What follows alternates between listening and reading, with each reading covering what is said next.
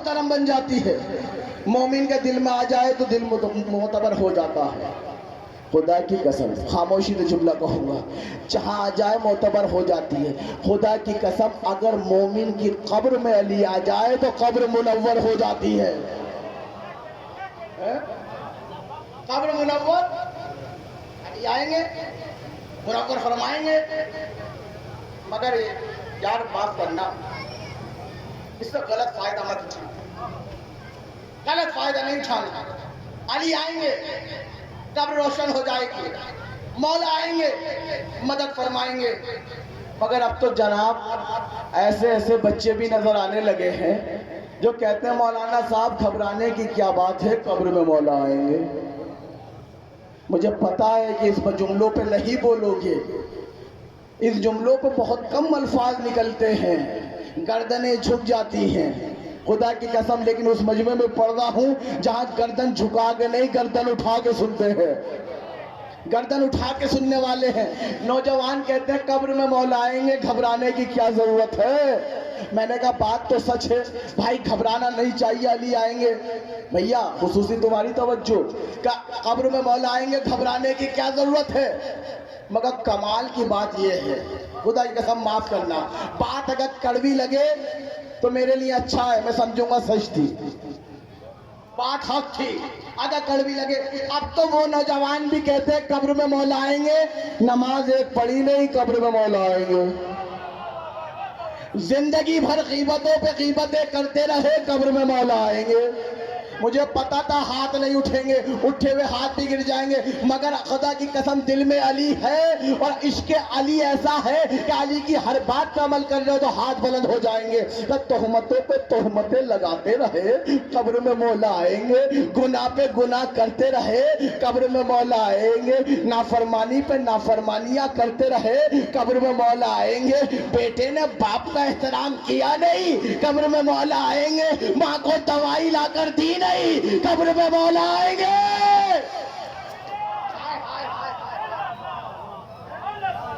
کچھ کیا نہیں, قبر میں مولا آئیں گے, قبر میں مولا آئیں گے, قبر میں مولا آئیں گے. میں نے کہا بھیا آئیں گے تو مگر زیادہ خوش نہ ہو, خوش وہ ہو جس کا کردار اچھا ہے, جس کی رفتار اچھی ہے, جس کی گفتار اچھی ہے, جس کے شوق اچھے ہیں, جس کے ذوق اچھے ہیں.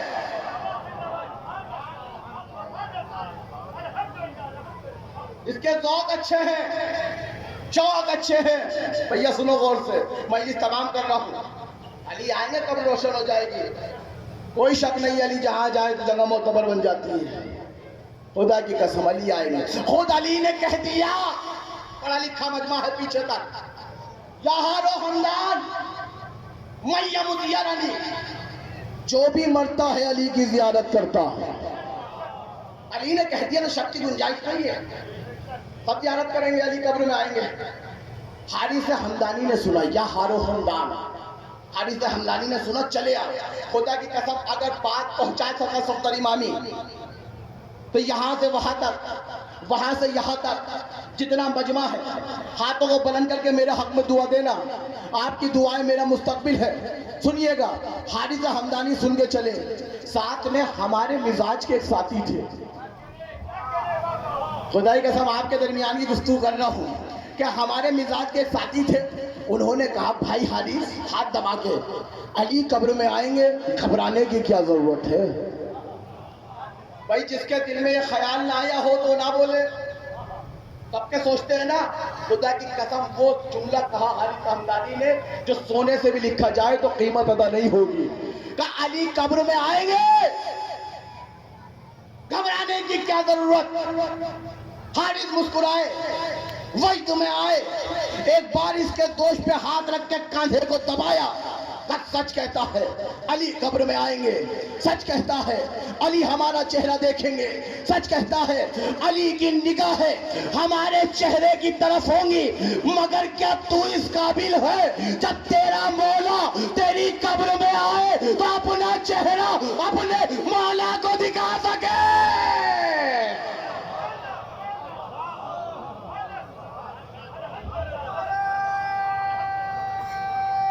ہو گئی بھائی,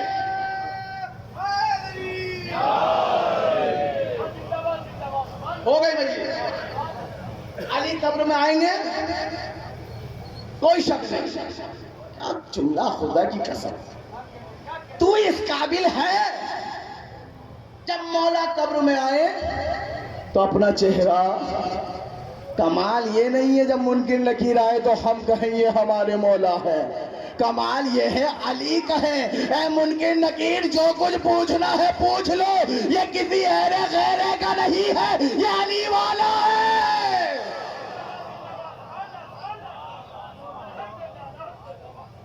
علی قبر میں آئیں گے، خوش وہ مجلس تمام کر رہا ہے، کر دی مجلس ختم. خوش وہ ہو جس کی رفتار اچھی ہے، خوش وہ ہو جس کے گفتار اچھے، جس کا مزاج اچھا ہے. حارث حمدانی خوش ہے. آخری جملہ خطابت کا، چاہتے ہو مصائب کی طرف آ جاؤں تو ہاتھوں کو بلند کر کے دعاؤں سے نواز دینا کہ سنیے گا. خوش وہ ہو جس کی رفتار اچھی ہو، گفتار اچھی ہو. حارث حمدانی خوش ہے.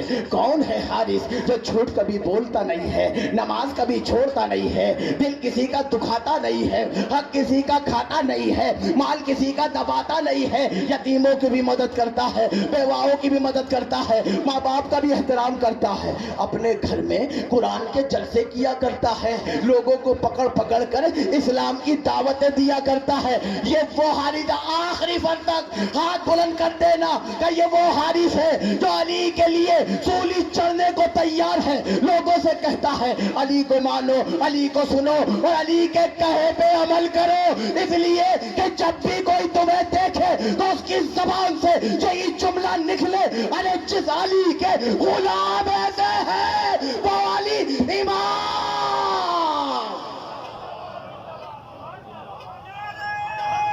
سب ہاتھوں کو بلند کر کے بولیے گا.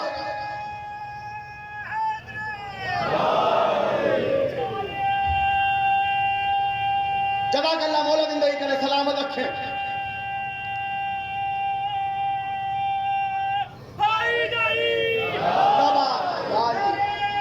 سلامت ہے، مولا زندگی کرے. سب ہاتھوں کو بلند کر کے بولیے گا.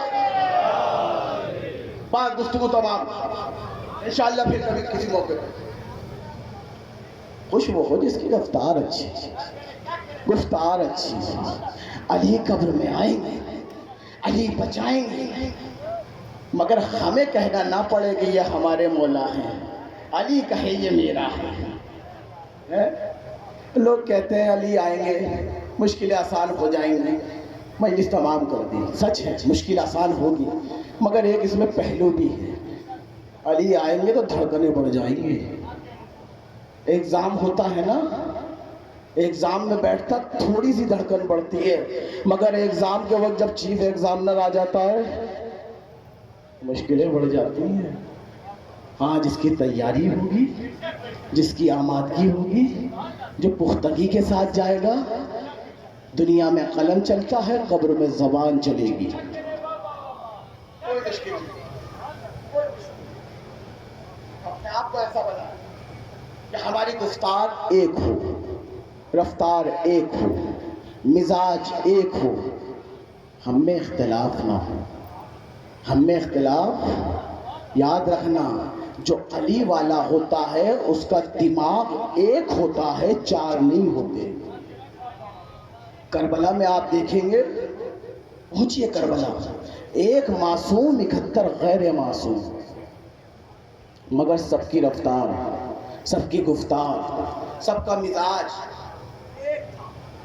جو پہلا کہہ رہا تھا وہی آخری کہہ رہا تھا، جو حبیب کہہ رہے تھے وہی علی اکبر کہہ رہے تھے. ہاں، رونے کے لیے آئے ہیں نا، رونے کے لیے آمادہ ہے. رونے میں شرم نہ ہو، رونے میں جھجک نہ ہو. میرے پڑھنے میں کمی ہو سکتی ہے، آپ کے سننے میں کمی نہیں ہوگی. سنیے گا، گہوارہ نکلے گا، تابوت نکلے گا، زلجنہ نکلے گا، شبیہ زلجنہ شبیہ تابوت کی زیارت فرمائیں گے. سنیے گا، کربلا میں جو پہلا کہہ رہا تھا وہی آخری کہہ رہا تھا. مولا ہمیں میدان میں جانے دے، مولا ہمیں جنگ کے جوہر دکھانے دے. اور جس نے کہا وہ کر کے دکھایا. علی اکبر گئے، سینے پہ پرچی کھائی، شہید ہو گئے. دیکھیں میں پڑھتا چلا جاؤں گا، آپ روتے چلے جانا. کہ علی اکبر گئے، سینے پہ پرچی کھائی، شہید ہو گئے. عباس گئے، دریا پہ بازو کٹائے شہید ہو گئے، اور محمد گئے ارے پرچیوں بھالا کھائے شہید ہو گئے، قاسم گئے بدن پہ گھوڑے دوڑائے گئے شہید ہو گئے۔ عزادارو، جب کوئی نہ رہا ایک بار حسین نے میدان میں کھڑے ہو کے کہا حل من ناصر ینصرنا۔ جزاک اللہ جزاک اللہ، خدا آپ کی آوازوں پر رحمت نازل کرے۔ حسین نے کہا حل من ناصر ینصرنا، اس صدا کا بلند ہونا تھا۔ ایک بار خیمے میں غلام برپا ہو گیا، والیا وہاں مصیبتا۔ جزاک اللہ جزاک اللہ جزاک اللہ، خدا آپ کی آوازوں پہ رحمت نازل کرے، خدا آپ عزاداروں پہ اپنی نعمت نازل کرے۔ حسین نے دیکھا یہ آوازیں کیسی ہے، میری زندگی میں خیمے سے آوازیں بلند ہو رہی ہے۔ گھوڑے کا رخ موڑا، خیمے میں پہنچے، کہا فضہ خیر تو ہے، زینب خیر تو ہے، رقیہ خیر تو ہے، رباب خیر تو ہے۔ کیا دیکھا، سارے بیویوں نے علی اصغر کو گھیرا ہوا تھا، کہا مولا آپ کی آواز استغاثہ سن کر ارے علی اصغر نے کہوارے سے گرا دیا۔ جزاک اللہ جزاک اللہ جزاک اللہ، خدا آپ کی آوازوں پر رحمت نازل کرے، خدا آپ عزاداروں پر نعمت نازل کرے۔ حسین نے کہا لاؤ میرے اصغر کو مجھے دے دو، اس کے بغیر کربلا مکمل نہیں ہے۔ گہوارے کی زیارت کریں گے۔ حسین علی اصغر کو لے کر آ گئے میدان میں، کا فوجش کیا، اس کی ماں کا دودھ خشک ہو گیا ہے، 3 دن سے پیاسا ہے، اس کو ایک بوند پانی پلا دو۔ خدا کی قسم غربت حسین پر رونے کے لیے یہی جملہ کافی ہے کہ حسین نے کہا تم سمجھتے ہو اس کے بہانے حسین پانی پی لے گا؟ میں اس بچے کو زمین پہ لٹا دیتا ہوں۔ حسین نے زمین پہ لٹا دیا، ارے پانی نہ پلایا۔ حسین نے علی اصغر کو اٹھایا، ارے اٹھانا غضب ہو گیا۔ طالب نے تیر چلایا، باپ کے ہاتھوں پہ علی اصغر ذبح ہو گیا۔ جزاک اللہ جزاک اللہ، میں آخری فکر میں صاحب پہ پڑھوں گا۔ ہاں خدا آپ کی آوازوں پر رحمت نازل کرے۔ آخری فکر مسائل کے کوئی نہ بچا۔ حسین آ گئے در خیمہ پر، زینب خدا حافظ، رقیہ خدا حافظ، سکینہ خدا حافظ، ساری بیویوں سے خدا حافظ کہا۔ ایک بار خیمے کے باہر آئے، مجھے نہیں پتا حسین آئے کیسے، بڑا سخت ودا ہے حسین کا، لیکن جب حسین باہر آ گئے، غربت حسین کو دیکھو، نظراً یمیناً و شمالا، حسین دائیں بائیں دیکھتے تھے، کبھی آگے دیکھتے تھے، کبھی پیچھے دیکھتے تھے، کبھی ادھر دیکھتے تھے، کبھی ادھر دیکھتے تھے۔ سمجھ گئے کیوں دیکھ رہے تھے؟ خیمے کے طرز بہن نے سمجھا، کہا بھائی ہم نہیں کرتے، علی اکبر نہیں رہا تو کیا ہوا، زینب علی اکبر، عباس نہیں رہا تو کیا ہوا، زینب عباس۔ جزاک اللہ جزاک اللہ جزاک اللہ جزاک اللہ، خدا آپ کی آوازوں پر رحمت نازل کرے۔ مجلس تمام ہو گئی ہے ہزاروں۔ حسین گھوڑے پہ بیٹھ گئے، چاہا ذوالجناح آگے بڑھے، لیکن ذوالجناح تھا آگے نہیں بڑھتا تھا، قدموں کو نہیں اٹھاتا تھا، سموں کو نہیں بڑھاتا تھا۔ حسین نے کہا اے اسپِ باوفا، خدا کی قسم زبان حال ہے، سر و سینہ پیٹ لینا، ماتم کر لینا۔ مجلس تمام ہو گئی۔ حسین نے کہا دیکھ ذوالجناح، دیکھ میں بھی تھک گیا ہوں، تو بھی تھک گیا ہے، اگر میں نے زخم کھائے ہیں تو نے بھی زخم کھائے ہیں، میرے برچیاں بھالے لگے ہیں تو تیرے بھی برچیاں بھالے لگے ہیں، میرے بدن پہ تیر ہے، تیرے بدن پہ تیر ہے، میں بھی لاشیں لایا ہوں، تو بھی لاشیں لایا ہے، مگر میں تیری آخری سواری ہوں، مجھے میدان کے دال میں پہنچا دے۔ ارے ذوالجناح تھا، اشارے سے کہا اے مولا میرے قدموں کی جانب تو دیکھیے، ایک 4 سال کی بچی میرے صبح سے لپٹی ہوئی ارے فریاد کر رہی تھی اے میرے بابا کے ذوالجلال میرے بابا کو رن میں ڈالے جا. صبح سے جو گیا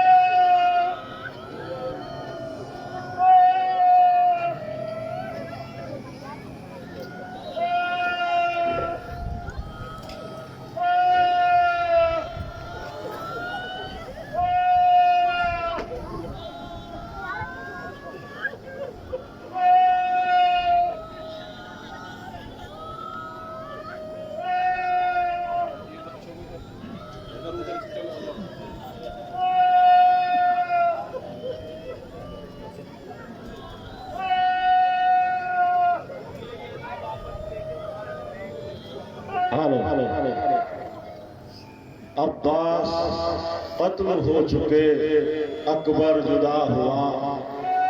عباس قتل ہو چکے اکبر جدا ہوا. ہم سے کسی نے یہ بھی نہ پوچھا کہ کیا ہوا. عباس قتل ہو چکے اکبر جدا ہوا. ہم سے کسی نے یہ بھی نہ پوچھا کہ کیا ہوا. تیروں پہ تیر کھا چکے بس اے حسین بس. لاشوں پہ لاشیں لا چکے بس اے حسین بس. ارے قبریں پسر بنا چکے بس اے حسین بس. ہم تم کو آزما چکے بس اے حسین بس. سر کو جھکا دو خنجر بیداد کے لیے. کچھ امتحان چھوڑ دو سجاد کے لیے. کچھ امتحان چھوڑ دو سجاد کے لیے. یہ اسی غریب کا رہبار تھا جو وقت آخر آگے نہ بڑھا. کیوں نہ بڑھا؟ امام کی 4 سالہ بیٹی